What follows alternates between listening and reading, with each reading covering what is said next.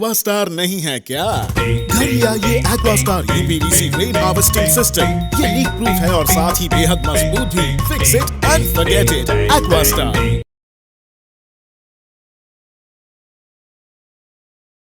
नमस्कार, न्यूज़ आप तक में आप सभी का स्वागत है। मैं हूँ रोहित। इस वक्त हमारे स्टूडियो में है हमारे अंडमान निकोबार के एक लौते हिस्टोरियन डॉक्टर प्रणब सरकार। जी हाँ, डॉक्टर प्रणब सरकार इस वक्त हमारे साथ हैं।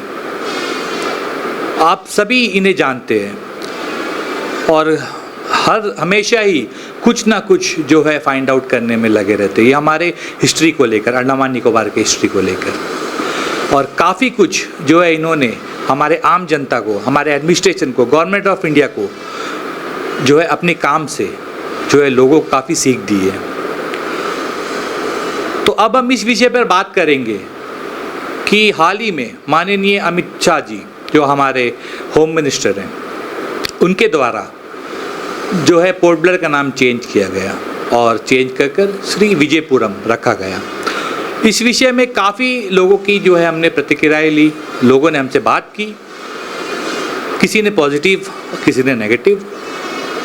अब हर किसी का अपना थॉट होता है और एज ए न्यूज़ चैनल हम जो है परफेक्ट आप लोगों को दिखाते हैं कि आखिर लोगों की आवाज़ है क्या। तो इस वक्त सर हमारे साथ हैं और सर का क्या कहना है इस विषय को लेकर। तो सर जो है जनता के समक्ष कुछ बात रखना चाहते हैं, अपनी राय जो है रखना चाहते हैं। तो आइए हम इन्हीं से बात करते हैं और इनका क्या कहना है आपके समक्ष रखते हैं। नमस्ते। देखिए, ये तो सभी जानते हैं श्री विजयपुरम नाम रखा गया।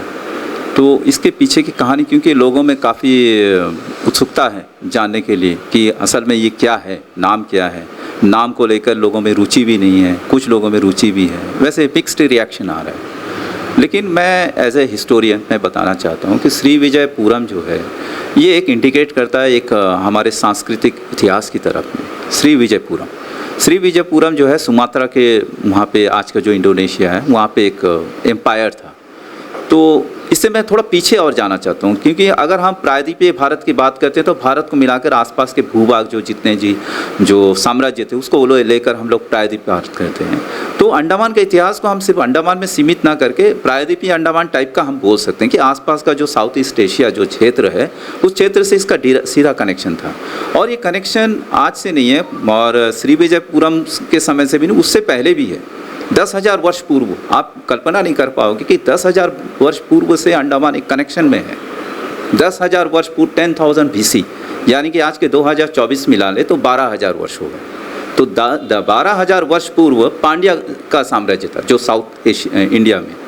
और उस समय पांड्या जो थे उस समय एक हम लोग जो डिनेस्टी की बात करते हैं तो 3 संगम थे, 3 एकेडमीज थे। तो 3 एकेडमीज का एक काल था। तो पांड्या के बारे में बताना चाहता हूँ कि पांड्या साम्राज्य जो था विश्व का सबसे लंबा साम्राज्य चला, सबसे पुराना साम्राज्य चला। पांड्या पांडु से निकला है, पांडु मीन्स ओल्ड। और पांड्या के बाद में ही जो ब्रांचेस आए हैं, जो चोला, चेरा, पल्लव। चोला यानी कि पांड्या मीन्स ओल्ड एम्पायर, चोला मीन्स न्यू एम्पायर। तो ऐसे करके जब चोला आते और पांड्या के टाइम में ही 2nd सेंचुरी BC में अंडमान जो है एक सिल्क रूट से शुरू हो गया था। सिल्क रूट जो कि लैंड का रूट से व्यापार चलती थी, पूरे के पूरे यूरोप और वेस्ट और ईस्ट का मिलन होता था व्यापार के जरिए। और उसी समय पांड्या जो थे समुद्री सीपी में वो महारत था, समुद्री सीपी का व्यापार करते थे, उसमें वो दुनिया भर में ख्याति थी इनकी। और ये इसी रास्ते से ये लोग सफ़र करते थे और 2nd सेंचुरी BC की बात कर रहा हूँ। और इसी जब ये ट्रेड रूट शुरू हुआ, सिल्क रूट, उसी काल में ही टॉलमी ने अंडमान का जिक्र किया। टॉलमी कोई ऊपर वाला नहीं है कि वो दूर बैठकर वहाँ पे बैठ के इजिप्ट में, मैसिडोनिया या इजिप्ट में बैठकर वो अंडमान के बारे में कह रहा है। लेकिन टॉलमी एक सिल्क रूट से जितने भी जहाज़ें यात्रियाँ जाते थे, यात्रीगण, उनके यात्रा वृत्तांत से पता चलता था। और ऐसे यात्रा वृत्तांत में आपको अंडमान के बारे में बहुत कुछ मिल जाएंगे। वैदिक पीरियड भी इसी में आती है।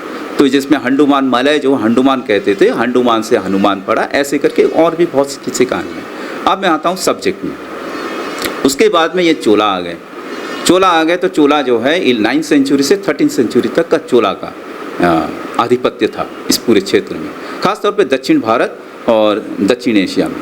और इससे पहले जो मैं पांड्या के समय में कह रहा हूँ, उससे पहले का जो 10th था उस समय एक और कॉन्टिनेंट हुआ करता था, कुमारी कंदम, जो डूब गया है, समुद्र में समा गया है। आप कभी भी दक्षिण भारत में जाएंगे तो बहुत सारे तटीय इलाके जैसे महाबलीपुरम सब समुद्र में चला गया, क्योंकि समुद्र में आज भी समुद्र जो है स्वेलो कर रहा है, गिल रहा है। और ऐसे बहुत सारे, एक कुमारी कंदम जो था वो एक पूरा का पूरा कॉन्टिनेंट डूब गया। तो ये क्योंकि उस समय उनका अच्छे मैरानर्स थे, उनके पास अच्छी बोट थी, और ये संभावना से इनकार नहीं किया जा सकता कि उनका अंडमान से कनेक्शन नहीं था। और अंडमान भी ये भारतीय भूभाग था, क्योंकि भारतीय पूरा इन साम्राज्य के अधीन था।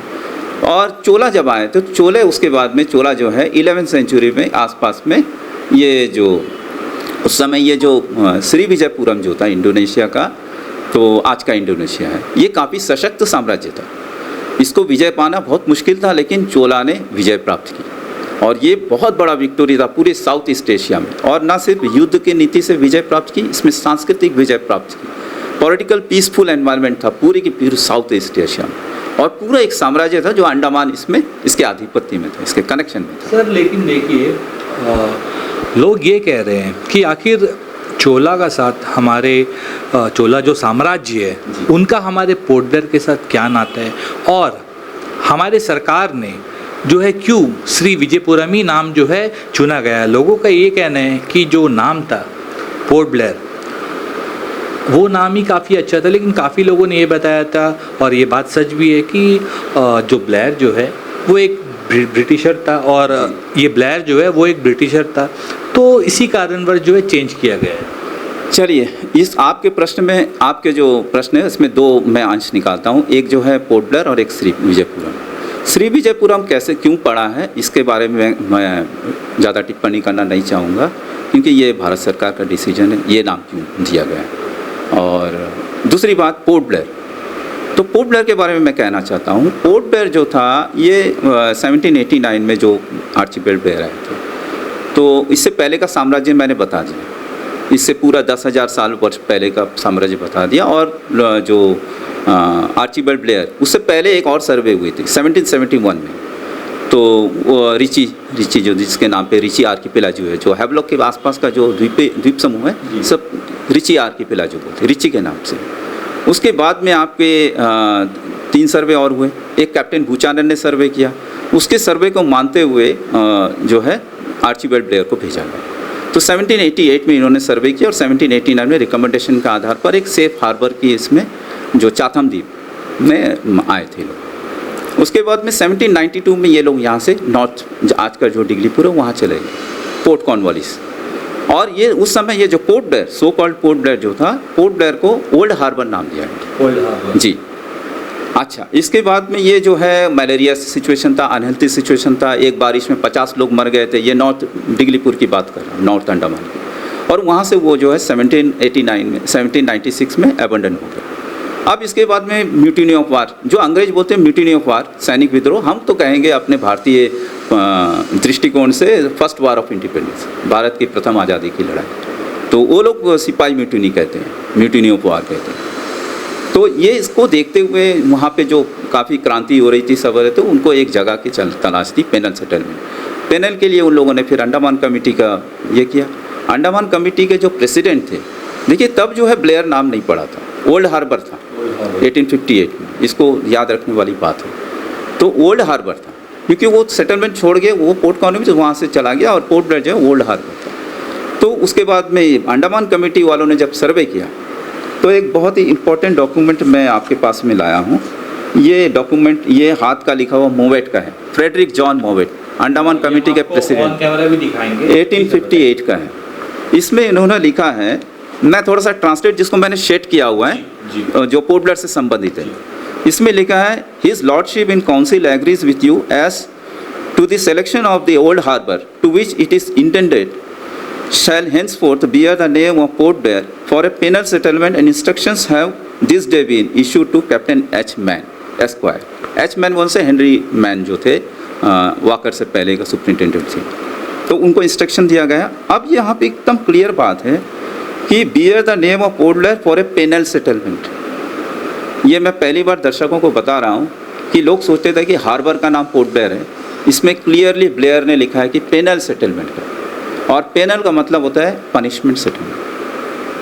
तो एज ए हिस्टोरियन मेरा एक तर्क ये है कि जो पेनल जो पनिशमेंट सेटलमेंट है, पनिशमेंट सेटलमेंट का नाम से ये रखा हुआ है, और जो यहाँ के जो लोग आए, जो वंशज हुए, ख़ास तौर पे लोकल बोर्न वंशज, ये काफ़ी तकलीफ़ करके आए। इनको तो मुझे लगता है कि जो यूनिसेफ के हेरिटेज ह्यूमन कम्युनिटी में डिक्लेयर करना चाहिए इनको, क्योंकि काफ़ी संघर्ष करते हुए आए, काफ़ी लोग मारे गए। और मैं इतिहास में एक और घटना बताना चाहता हूँ कि क्यों मैं अंग्रेज़ों के नाम का एक, क्योंकि हम लोग देखिए नाम जो रखते हैं किसी के सम्मान में रखते हैं। हम अपने बच्चे का नाम प्यारा सा रखते हैं ताकि हम उस मीनिंगफुल रहते हैं। लोग कहते हैं कि नाम में क्या रखें, नाम में बहुत कुछ रखा है। हम नाम किसी के सम्मान में रखते हैं। हम इन्वेडर्स के नाम में, लोग अभी आगे और पूछेंगे कि इतने सालों बाद क्यों रखते, चलिए कोई बात नहीं, इतने सालों बाद बदलाव आया है, लेकिन सम्मान में रखते हैं। अब हम उन इन्वेडर्स का सम्मान रखेंगे जिन इन्वेडर ने, जब 200 कैदी, हम बोलते हैं कि 10 मार्च 1858 को 200 कैदी का पहला जत्था अंडमान में आया था। उन 200 कैदियों में से 81 जनों का एक ही दिन में सूली में एक अंग्रेज अफसर वाह करने चढ़ा दिया, एक ही दिन में, एक ही दिन। उसके बाद जितने भी क्रांतिकारी आए, ख़ास तौर पे मैं, क्योंकि यहाँ के जो अंडमान वाले हैं, कुछ लोगों के नाम तो जानते ही हैं। अल्लामा फजल खैराबाद जो मज़ार बाबा है, उनको पता है कैसे लाया गया। उनको जनवरी 1858 में वहाँ से निकाला, वहाँ से निकले और अक्टूबर में आए। सोचिए 8 महीने के बाद में उनको बेड़ियों में जकड़ते हुए, बेड़ी में जकड़े हुए नुमाइशी करते हुए लाए, पूरे भारत से नुमाइशी करते हुए लाए। और जाफर थानेसरी 1866 में आए, वो 11 महीने बाद उनको लाए बेड़ियों में जकड़ते हुए। कराची लगाए, कराची से मुल्तान, मुल्तान से लाहौर, ऐसे करके घुमाते घुमाते लेके गए, मुंबई लेके आएगा, बम्बई लेके आए, उसके बाद में घुमाए, नुमाइशी करी। तो ऐसे अनगिनत हैं। मतलब कहीं लोग अभी जो बचकर निकले हैं, जिन लोगों ने अपने आचरण के बेसिस में 10 साल के शर्त मिलने के बाद में शादी की, उनके वंशज आज हैं।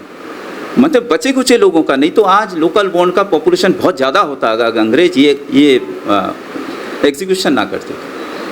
तो ये अंग्रेज का जो हम लोग जो उनको सम्मानित करते हैं, मैं एक बिल्कुल इंडिपेंडेंट किसी पॉलिटिकल प्रभाव में नहीं हूँ, मैं किसी ना बीजेपी, कांग्रेस, किसी भी पार्टी का मैं उससे नहीं बोल रहा। एक इतिहास करके नाते और एक एनालिसिस करके मैं बोल रहा हूँ कि मेरी अपनी निजी राय है। हो सकता है कि लोग उसको सहमत हो या ना हो, लेकिन मैं चाहता हूँ कि जो हमारे जो क्रूर शासक थे, जो थे, उनके सम्मान में हम लोग करते हैं तो ये गलत।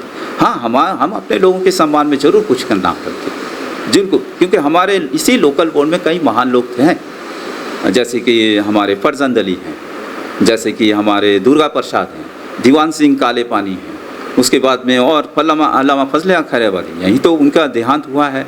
और लियाकत अली जो हमारे मज़ार पास हैं, 17 साल उन लोगों ने अंग्रेज़ों को डॉस दिया। इन सब को हमारे अगर पूर्वज होते तो आज अंग्रेज़ों को मतलब घृणा ही करते हैं अंग्रेज, क्योंकि अंग्रेज़ देखिए जापानीज़ जब लास्ट में भी मैं आता हूँ, अंग्रेज़ जब जापानी चले गए तो जापानीज़ आने से पहले अंग्रेज़ हमें बेसहारा छोड़कर गए थे। तो तब तो बंगाली सेटलमेंट नहीं हुई थी, लेकिन लोकल सेटलमेंट थे यहाँ। और लोकल बोर्न जो प्री-42 के सेटलर पॉपुलेशन थे, उनको बेसहारा छोड़कर अंग्रेज चले गए थे। और आज भी हम अंग्रेज जो है उनके नाम से चिपके हुए उनको सम्मान दे रहे हैं। तो नाम में क्या रखा है, नाम देने। देखिए और एक चीज़ है, कहते हैं कि विकास कार्यक्रम तो चलता रहता है, हर गवर्नमेंट में आगे पीछे होता रहता है, लेकिन एक सांस्कृतिक बदलाव भी जरूरी है, वैचारिक बदलाव जरूरी है। वैचारिक, आप देखिए ऐसा माहौल हो गया कि अंग्रेज कोई ना बोले, अंग्रेजी ना बोले तो वो अनपढ़ है, अंग्रेजी बोलना जरूरी है, अंग्रेजी स्कूल का, अंग्रेज की आज भी हम गुलाम हैं।